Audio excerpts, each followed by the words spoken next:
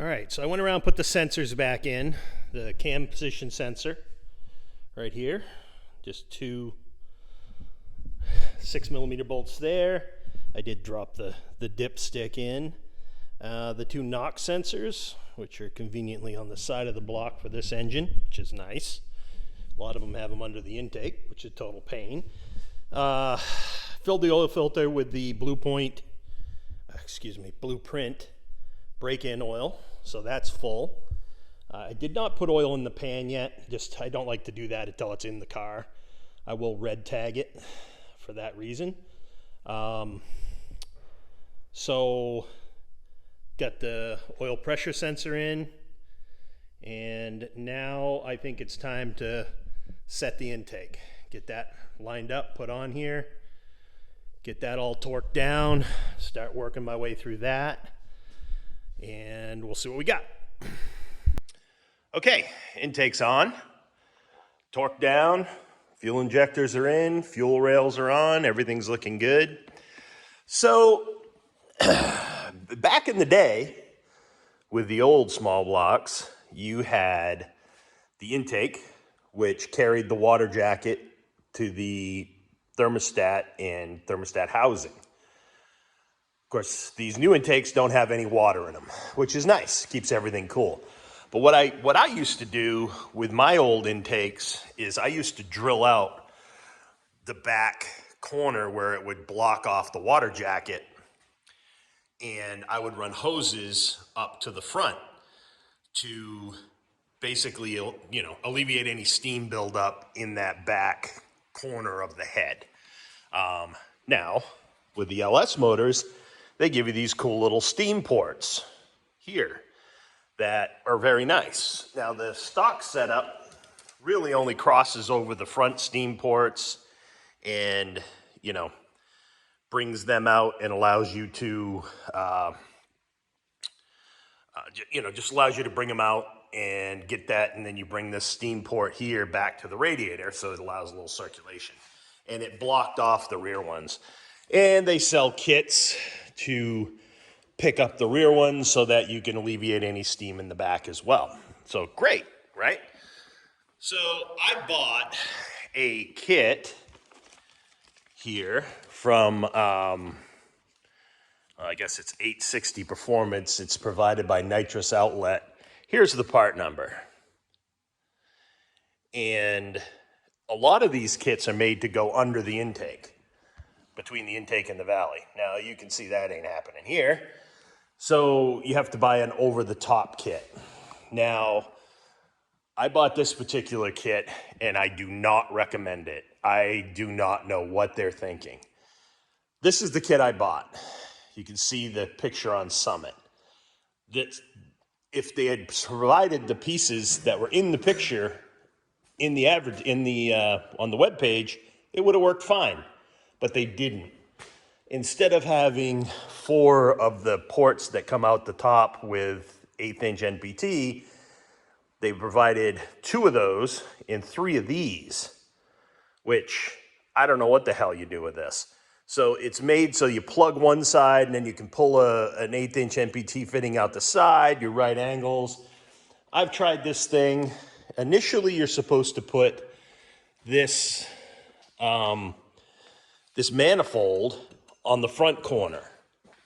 Of course, you can't do that because there's a hose that has to go from here to here. So that doesn't fit. Fail. Tried it on this corner. It's in the way of this hose. Fail. So I said, okay, put it in the back, right? Now, with the fittings they give you, this doesn't work either because I don't have enough of these 45-degree angle ones to make it work. I tried it over here first, and it was sticking out too far. So, what? I don't know. This kit is a total failure. I went to their website, and they have instructions on most of their kits on how to install it, except for this one, of course, is not on there. So I'm not sure what to do with this. I think what I'm going to have to do, if I want to use this, I mean, this manifold's nice. This will work. That's about it.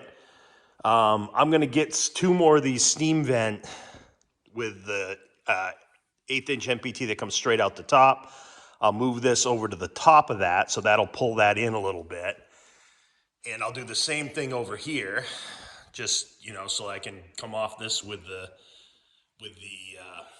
90 degree or whatever, and that'll clean that up. But I'm having to order a bunch of parts to make this work. And I'm like, I've tried this on every corner. I've tried this in every configuration, and nothing seems to play out properly. So I'm gonna order some more AN 1/8 inch to AN 4 fittings, a couple more of these steam vents, and I'll have to follow on with this later. But if I knew I'd have to order another $75 worth of parts, I wouldn't have bought this kit in the first place. Really, really a total miss. I do not recommend this.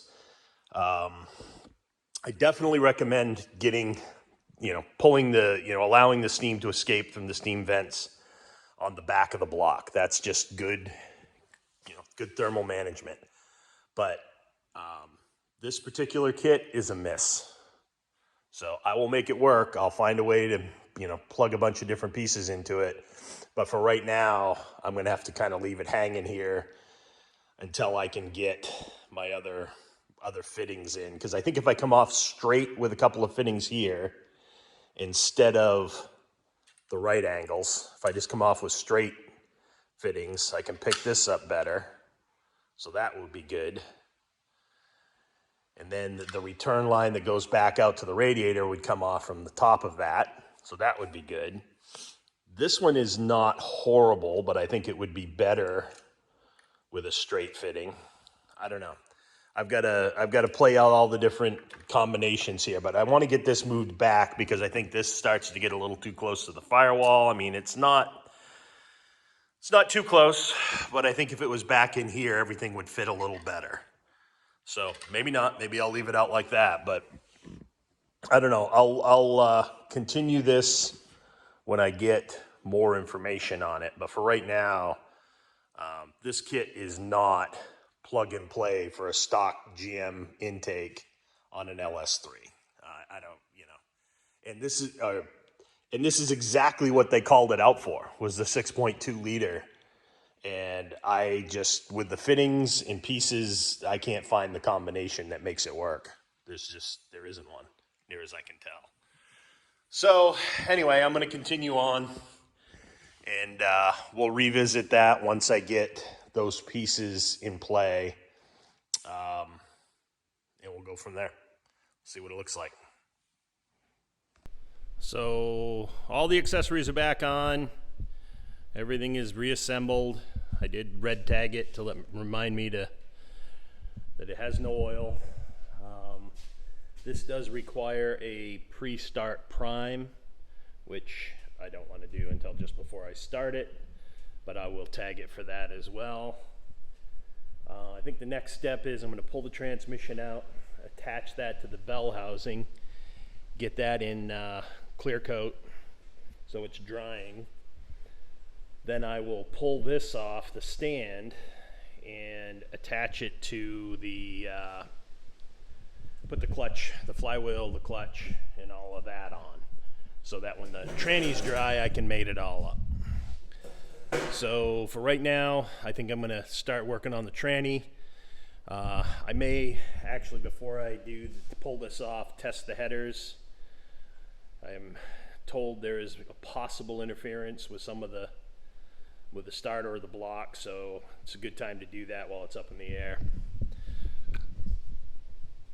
So I'll continue on with that and show you what I got. So headers are on. These don't touch anything. I don't have any interferences here at all. They look great. These are, here, I'll show you the page. These are from Summit. These are little Summit shorty headers. I like them. I mean, they clear everything. I mean, that's not going to interfere with the starter at all. Yeah, this should work out really nicely. So of course I'm making an assumption it'll clear the firewall, but I believe it will. So we'll see. I took and mated up the tranny to the bell housing. Put some clear coat on it. Got it started here. Interestingly, a couple weird things. This transmission here has a hole here that is not in that bell housing. Everything else seems right. This also seems a little mismatched, but I'm not even sure what that's for. So, I may end up having to build a plug for that out of maybe 3D printed or something like that.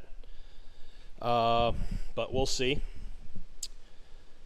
And what else? This is interesting.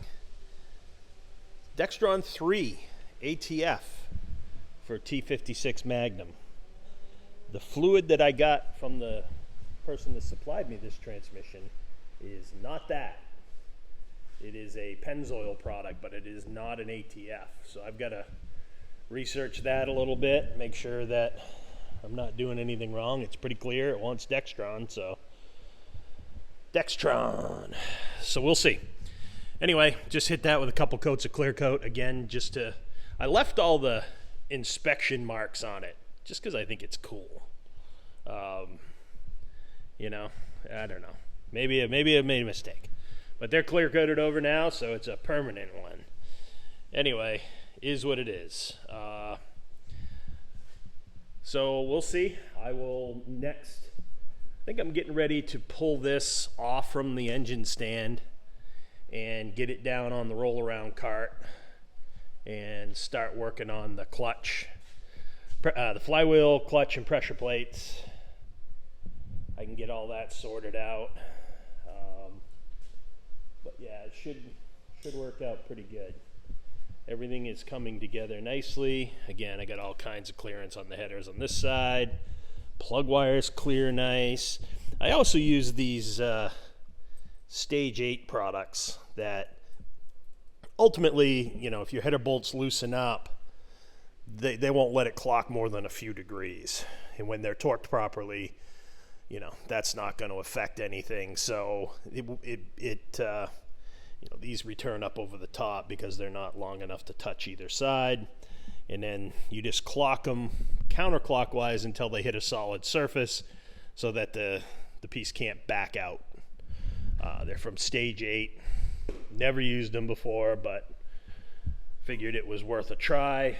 I know that we got dissimilar metals here, so we have a stainless steel flange on a stainless steel header against an aluminum head. Expansion rates will vary.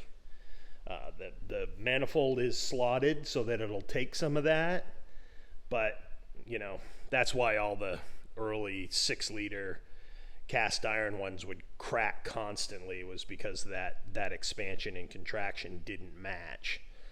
Stainless does not expand at the same rate as aluminum, so if there's going to be a problem, that's where it'll be. So anyway, also got the thermostat housing on, thermostat housing. Really tricky. There's like this little rubber grommet that goes around the outside edge of the thermostat, and you have to, it's work to get that inside this bell and then get it clamped down. It did not go easy. It took me about 20 minutes. But it's on there now, so I'm sure it won't leak. I actually got that. There was a lot of talk around the 6.2 liters. There's all kinds of different water pumps. The spacing between these two bolts varies on some of them. There's 2 different spacings there. So I actually went to Blueprint Engines and ordered that just to make sure that I had the right one. There was going to be no opportunity for disappointment there. So that's in. Looks good. Headers, I love them. They look great. I think this is going to be a nice, neat little package. And hopefully everything clears the firewall, which I believe it will. I believe that'll tuck right down through there nicely. But we'll find out. And if not, well, I'll find some different headers. But that's, job one is to get that on, set that on the frame, lower the body down on it, and make sure everything fits. So, yeah, so I think next I'm going to bolt up the stand that this thing sits on the cart. I'll put it on that cart over there onto that box so I can roll it around. Then once I get the flywheel on, the clutch and pressure plate, I'll show you some of that too, because it's a double clutch. It's a big double clutch. It's not like the triple clutches we used to race, but it is it's a neat little setup. So it should be good for the street. It should allow enough slip so that anybody can drive it without chirping the tires every time you take off. So that's where we're at right now. And again, I'm still in the midst of this foolishness here with this steam vent system. So I will, once I get that somewhat hammered out, I will brief you on what I find. But so far, so good.